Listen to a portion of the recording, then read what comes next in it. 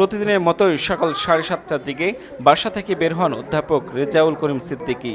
উদ্দেশ্য বিশ্ববিদ্যালয়েরই সকাল 7:40 বাসে চড়ে ক্লাসে যাওয়া, কিন্তু বাসা থেকে খানিকটা দূরে যেতেই গলির ভেতর হত্যাকাণ্ডের শিকার হন তিনি। এলোপাথাড়ি কুপিয়ে মৃত্যু নিশ্চিত করে মোটরসাইকেলে করে পালিয়ে যায় দু ব্যক্তি।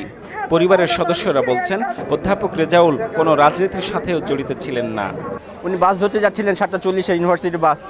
আমি বেরিয়েছি অফিসে, এবার মাঝখানে আমি টার্মিনালে পৌঁছেছি। আমার ওয়াইফ ফোন করছে যে অফিসে যেতে হবে, শিখে চলে ভাই খুন হয়েছে।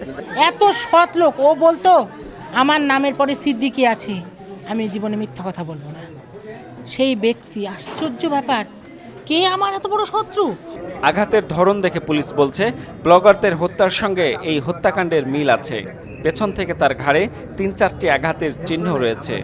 কোনো প্রত্যক্ষদর্শী পাইনি, তবে হত্যাকাণ্ডের ধরন এবং অপরাধ প্রক্রিয়া দেখে মনে হচ্ছে যে ঢাকা বা বিভিন্ন স্থানে ব্লগারদেরকে যেভাবে পিছন দিক দিয়ে কুপিয়ে হত্যা করা হয়, সেই ধরনেরই মডাস অপারেন্ডিতে ঘটনাটা ঘটেছে বলে আমরা ধারণা করছি।